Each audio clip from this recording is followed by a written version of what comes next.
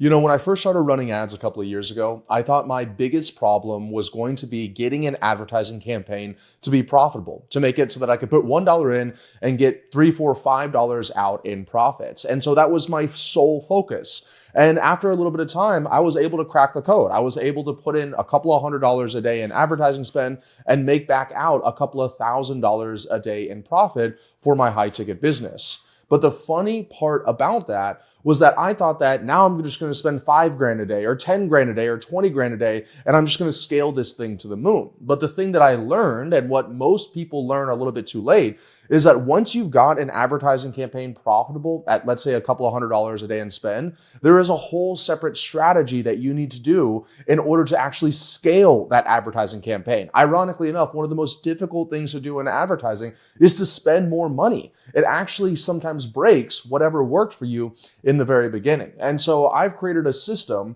that has allowed me to scale multiple of my companies to over $10,000 a day in advertising spend profitably. And I want to walk through that system for you here so that you can do the same thing.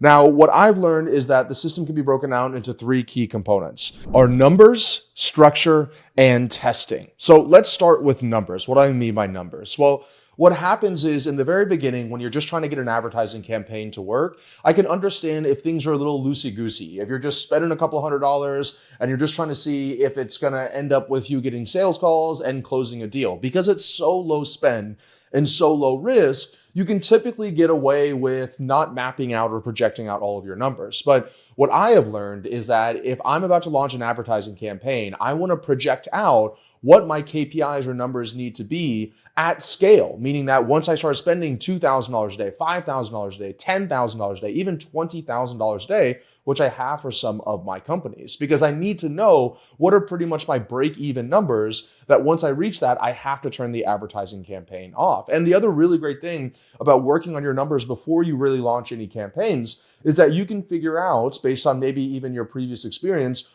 are these numbers even doable? So I actually break it all down into a Google Sheet. I have a separate video on YouTube that I can link down below where I kind of walk through that Google Sheet more in depth. And I'm taking the company's historic numbers. So our show rate, our close rate, our lead to booking ratio, our setter to booking ratio, our cost per click, our cost per lead historically over the past couple of years. And I'm saying if we have all of our average numbers, does this marketing campaign work? Does this advertising campaign work? And then I plug in certain numbers like, what if I'm able to get the cost per click from $6 down to $5 or down to $4? And when I'm mapping this out, I'm able to really quickly see, is this a feasible campaign before I go crazy and spending all the money in it? Which brings me to another really important point about numbers, which is whatever numbers you're seeing in the very beginning, when you first start running those ads at a couple $100 a day in spend, those will never be the numbers that you're getting when you're at $2, $3, $4, $5, $10,000 in spend. It almost always gets worse as you scale. Your cost per click is going to go up. Your cost per 1,000 impressions is going to go up. Maybe your click-through rate's going to go down as Facebook shows it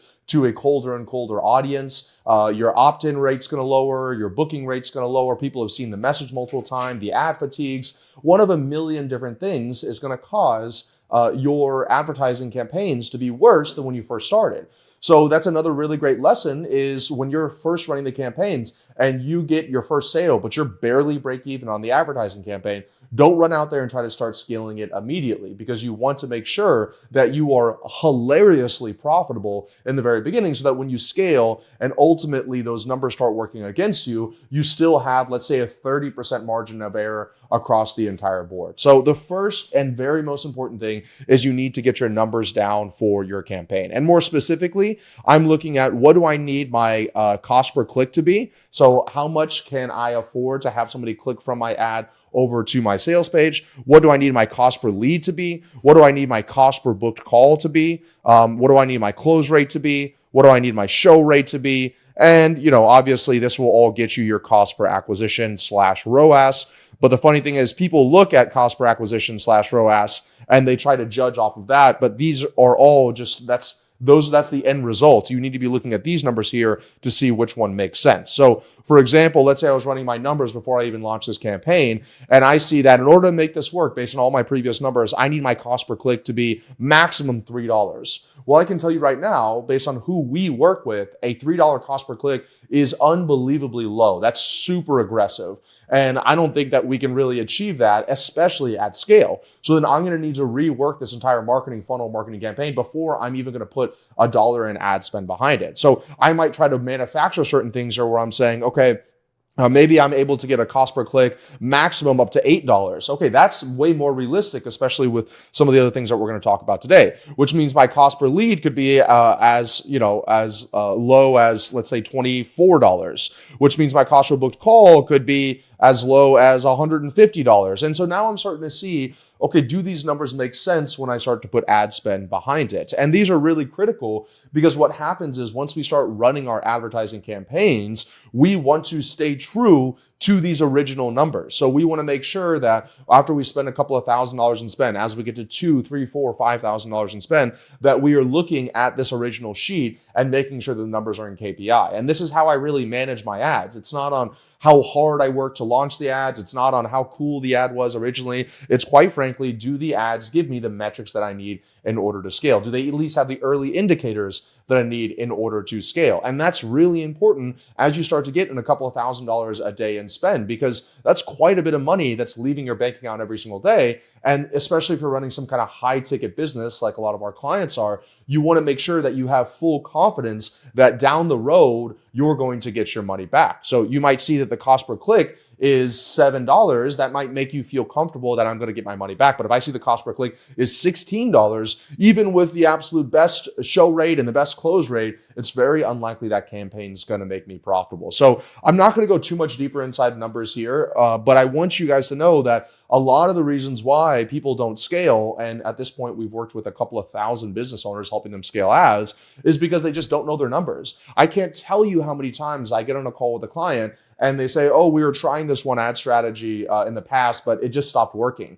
I'm like, great, let's go deeper into why it stopped working, because a lot of times we can maybe even revive it. So why did it stop working? Oh, we just stopped getting as many calls in the calendar. Okay, great. Did your cost per click increase? Did your click-through rate decrease? Was it your opt-in conversion, your lead to booking? Something happened with the setters? And they go, oh, I don't really know. I didn't really look at it that deeply. We just turned off the ads. And a lot of times they don't have any tracking or any metrics in place. And so in order to be able to scale the spend, you have to have ruthless tracking in place. And, I'm not going to be, it's not like they're paying me to say this, but I will tell you, for me, one of the best tracking systems out there is going to be Hyros. We have used them now for a couple of years. It's essentially an attribution tracking software, because all of the platforms, Meta, Google, et cetera, they have absolute atrocious attribution, meaning that it's going to tell you that your cost per lead is $4, when in reality, your cost per lead is probably $25 or $28. So you do want to have some kind of third-party tracking incorporated inside of that. And we really love Hyros because it allows either me or our media buyers to stay inside the ads manager. So Hyros is an extension that will show you the actual number of leads, the actual number of calls, and the actual number of sales and the revenue and the ROAS from that specific ad in that advertising campaign. There's no way you're ever going to get that through, let's say, Meta's attribution tracking, the native attribution tracking. And so this allows me, so I don't have to have all these complex Google Sheets and formulas and stuff like that. I literally just sit inside of the ads manager, and I can see on an ad level which creative is producing me lowest cost per click, lowest cost per lead, lowest cost per call, and thus the highest return on my ad spend. The other kind of really great one that we like to use in conjunction with it is called state.io. Once again, I'm not being sponsored by them, but we find that really well for sending conversion events back to Meta. For us, what happens more often than not is Meta underreports, meaning that it's not seeing as many leads as actually hitting the opt-in page or the video sales letter page or the webinar, et cetera, et cetera. And so what we found is if you're able to use state.io, that can send more conversions back to the pixel, which makes the pixel warmed up more. It makes it more accurate to get more ideal clients over to you. And then we use Hyros for attribution so that I don't have to have multiple Google Sheets. I'm not going into CRM every single day. I just have the Hyros extension on the ads manager. And let me add one more thing on numbers before I move forward here. I really, really highly suggest, especially if you're trying to scale to a couple $1,000s a day and spend, I really suggest having some kind of data analytics role, some kind of tech lead role inside your organization where they are solely responsible for what's known as data hygiene. essentially making sure that whatever data that you have is up to date and accurate. I can't tell you, even with Hyros and even with this great tracking software, their stuff still sometimes is inaccurate because of one of a million different reasons. And so you don't want to be running off of inaccurate data. You want to make sure that every single decision that you're making real time on a daily basis is based on the most up to date and accurate data that you have. So if you have to spend a couple of $1,000s a month to make sure that you have 100% pristine data, and then also so that you can look back at that data in months in the future, maybe even years in the future, and know that it's accurate, I promise you that is an investment that is worth it. Hey, real quick, if you're a coach, consultant, agency, or online service provider, and you want me and my team's help to scale your business one-on-one over the next couple of months, make sure you go down the description down below and book a call to speak with our team. Okay, so now you hopefully understand the importance of knowing your numbers, both before you launch the campaign in the very beginning to make sure that this campaign even has a chance of working, and also after you've launched the campaign to make sure that you can scale this, and when you do scale it, that you're not just going to be burning a bunch of money or, even just breaking even on the ad spend and working so hard for it in the first place. Let's move on to the next part of this system to scale to 10K a day in ad spend, and that is going to be the structure. Now, this is going to be a very highly debated topic, and I can tell you that it's 6 of one, half a dozen of the other. There's 1,000 ways to skin a cat. Everybody has their own structure. And even me, after spending a couple $1 million and working with a couple of 1,000 clients, I have adjusted or adapted my structure over the years, especially as, for example, Meta has come out with, new targeting options and dynamic creatives, now flexible media. So I think the same stuff that you used 4, 5, 6, 7 years ago might not work today, but the underlying foundational principles work really well. So I'm just going to walk through a campaign structure that we use that works incredibly well. We use for our portfolio companies, we use for our clients. And I know that some of our clients who are also spending tens of thousands of dollars a day in spend, they're also seeing a lot of success with this as well. Okay. So what I have found that works very well is you, in essence, have two main categories of advertising campaigns. So the first is going to be testing campaigns. So I'm going to put these right here. I'm going to label them as testing. Okay. So these are testing campaigns. Now, the last part of the system here is testing and how you need to test. I'm going to talk about that in a little bit, but the short story is literally thousands of people I've spoken to, less than 5% of them test enough ad creatives on a weekly basis, okay? And most of them don't do it just because they don't know how to, right? They just kind of run the ads, and then once the numbers start going out of whack, they just sit down, they shoot more ads, they launch them, and it's not really systemic. It's just whenever you feel like it, it's ad hoc. So we'll talk about them in a second, but if you want something to happen, you need to build a system around it, so we need to incorporate it into the structure of the actual advertising campaigns. So the first two campaigns that we're going to launch are going to be testing campaigns. These are going to be what are known as ABO, which is ad set budget optimization, which means that I'm managing these budgets on the ad set level. I'm typically going to be using winning audiences. So these are going to be ones that I've known have worked in the past. So let's say, for example, let's say you're targeting men and you target that like fitness. So you target Gold's Gym. That works every single time. It's worked in the past. So we're going to test out new ad creatives and ad hooks and stuff like that. So we want to keep as many variables, we want to lower the amount of variables as possible. So if we're testing audiences and male versus female and age and also the creative, we're not going to know which thing actually led to us having a winning or a losing campaign. So ad set, budget optimization, we're going to do a winning audience inside of here. And then we do all placements typically for the actual placements. I don't try to mess around with it too much. The reason why we have two of them, and I'll give credit where credit is due. I actually got this from somebody else.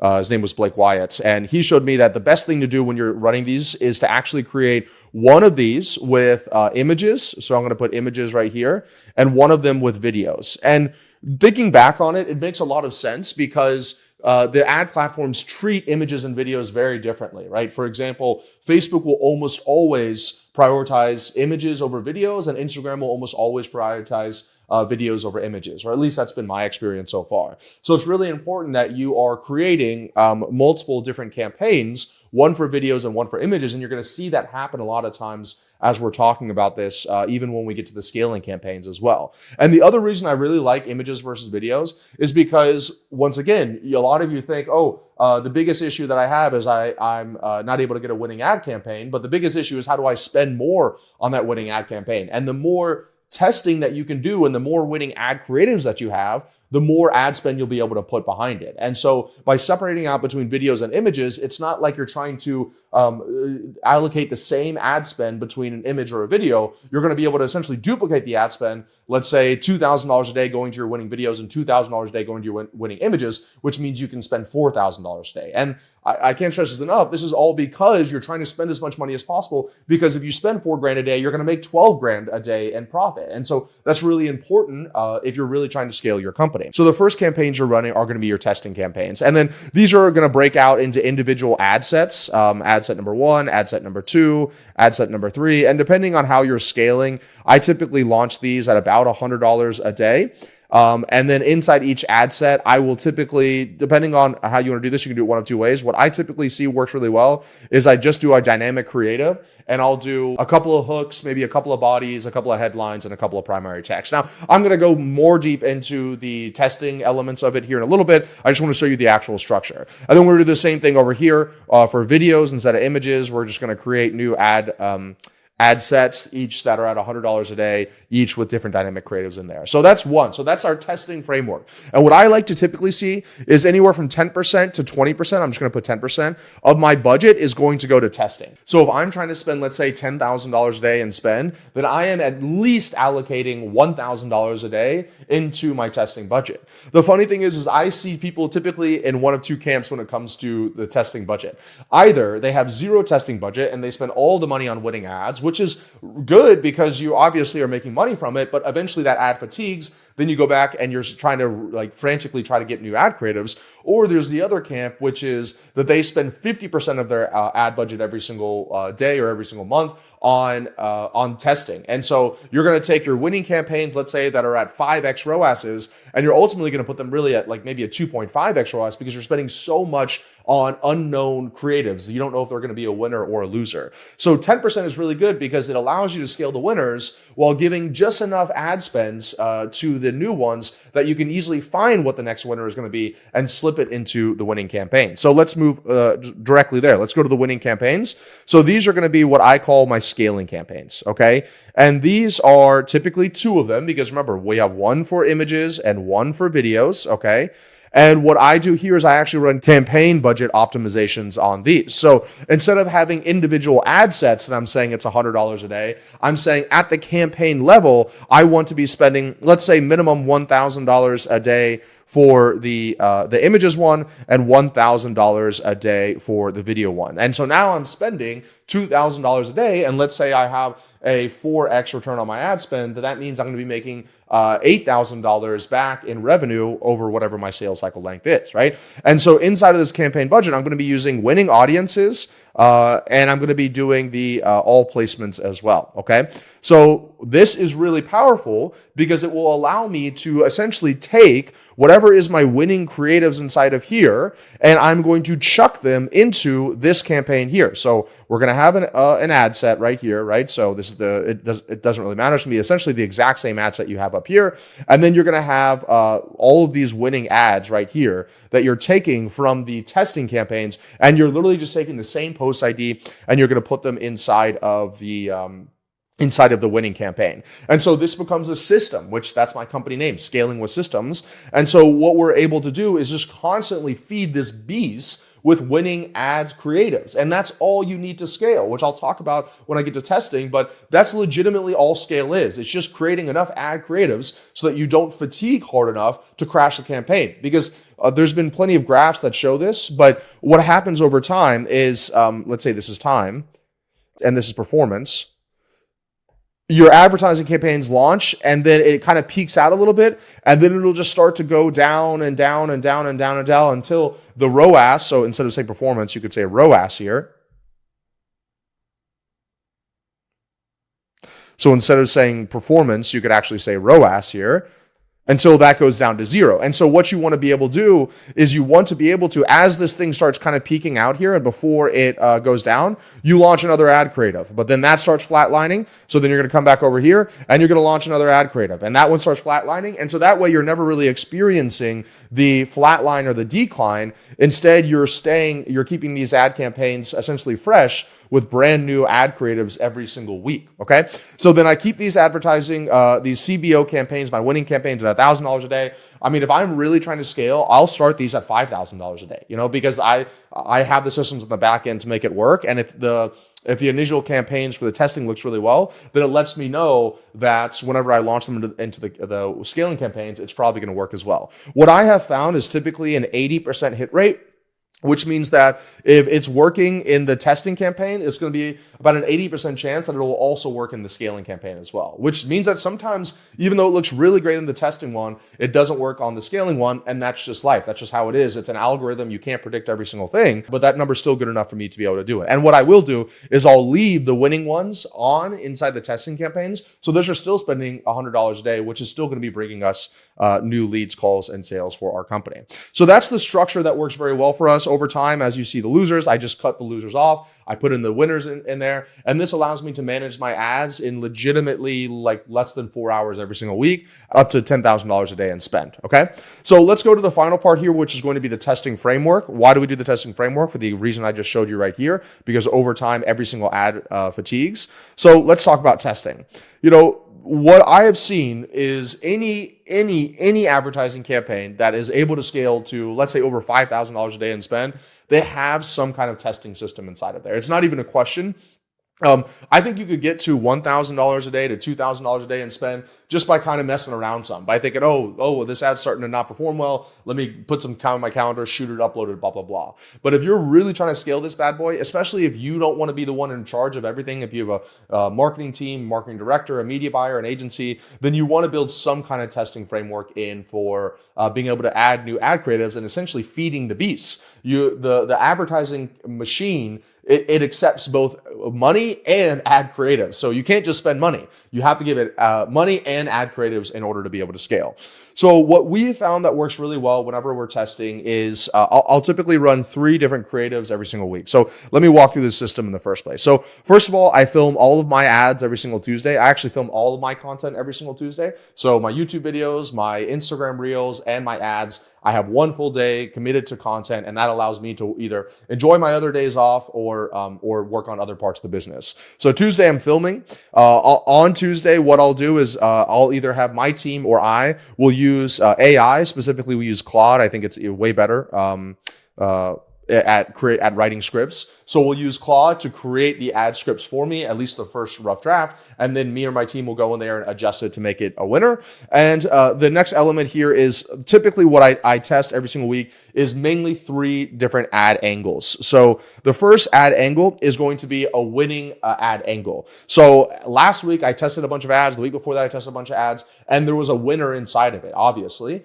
And so I'm going to take that winner, I'm going to put it inside ChatGPT, and I'm going to say, or Claude, I'm going to say, I want to create another ad similar to this one. Give me the scripts. And so then I'll shoot that same ad, but for a different background. Maybe I'm walking instead of sitting at my desk. Maybe I am playing paddle instead of walking.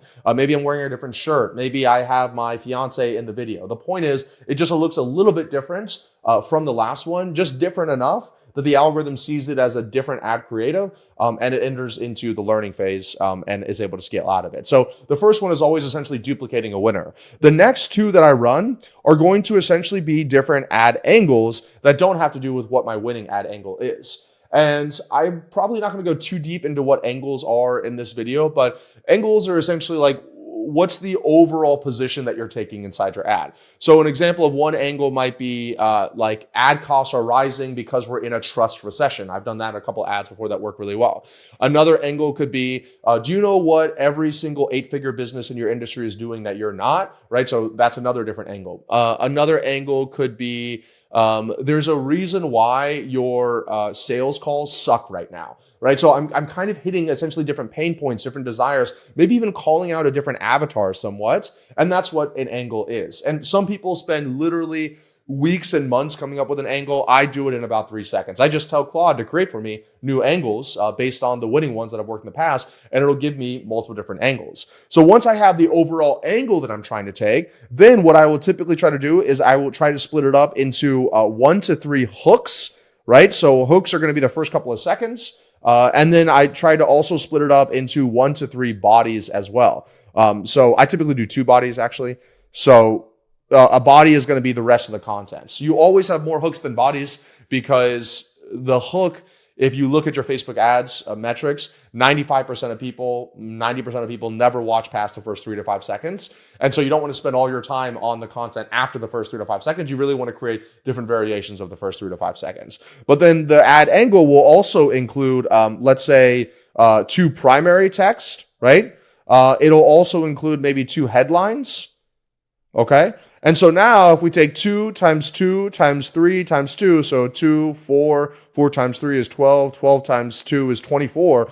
When we run this as a dynamic creative, we're essentially getting 24 variations of this ad and the specific angle when we're launching it inside of our testing campaign. And then I do the same thing with the ad angle number 3 right here. So this, in essence, allows me to test 48 different versions of an ad every single week, where most people are testing 1 or 2 a month, right? And you need this kind of velocity in order to be able to keep on feeding this machine as you're spending more and more ad spend. And I have seen a direct correlation with the amount of money that you need to spend and the amount of new ads that you need to feed inside of the ads manager. And quite frankly, I've gotten this down to literally just be a couple of hours every single week. It's really not difficult for me to do, mostly because I'm using AI and I'm essentially just duplicating the same thing over and over and over again with adding a few variations. Let me know if you have any questions down below. Be sure to check out this additional video on your screen about the exact Google Sheet that I use to create the right numbers for my marketing campaigns. And if you are a coach, consultant, agency, or online service provider that wants my help scaling your business,